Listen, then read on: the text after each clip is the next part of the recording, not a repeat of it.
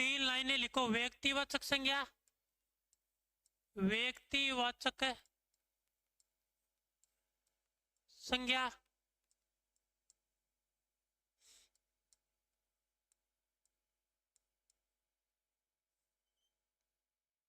दो नंबर है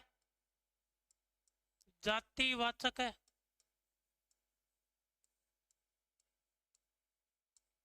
संज्ञा, और 3 नंबर है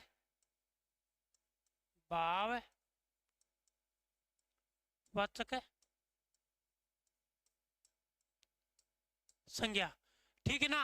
अब देखो जातिवाचक है और भाववाचक दोनों क्या होती है, मूर्त होती है। एक बात अपने को ये ध्यान में रखनी है, दोनों क्या होती है, मूर्त होती है।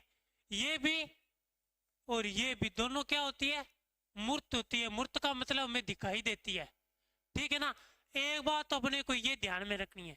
इसके अलावा भाववाचक संज्ञा अमूर्त होती है।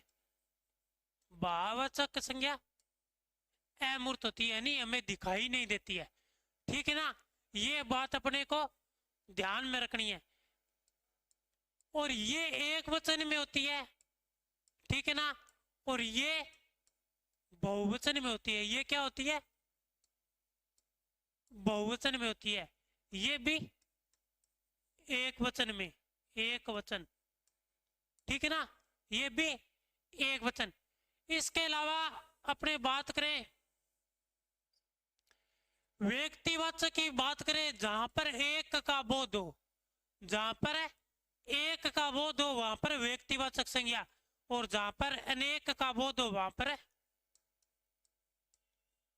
जहां पर अनेक का बोध हो वहां पर जातिवाचक संज्ञा। ये बात अपने को ध्यान में रखनी। एक का बोध हो वहां पर किसका बोध हो, एक का, और अनेक का। एक का बोध व्यक्तिवाचक, अनेक का बोध जातिवाचक।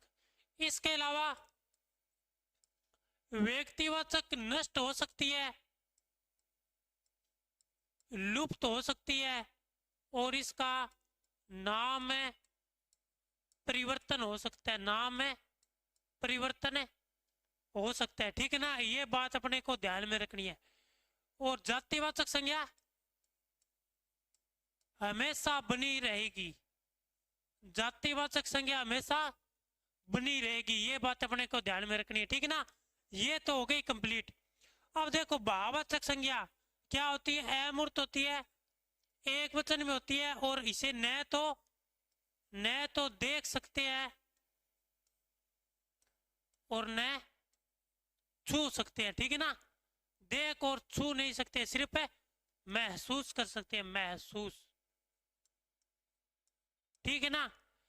तो ये संज्ञा की ये 3 लाइनें, बस ये 3 लाइनें याद कर लेना, आपका संज्ञा का प्रश्न गलत नहीं होगा।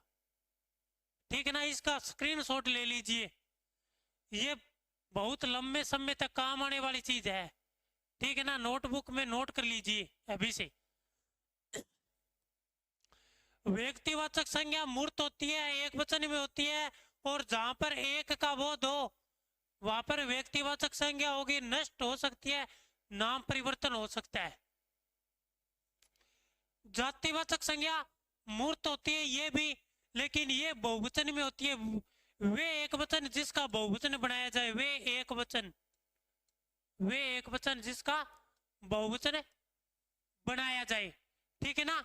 और ये क्या है, जहां अनेक का बोध हो वहां पर जातिवाचक, ये हमेशा बनी रहेगी, न तो लुप्त हो सकती है, न खत्म हो सकती है, न नष्ट हो सकती है। इसके विपरीत अपने भाववाचक संज्ञा अमूर्त होती है, बस अमूर्त होती है, एक वचन में होती है। ये बात अपने को ध्यान में रखनी है। तो यहां तक सभी के समझ में आ गया होगा। ये अपनी संज्ञा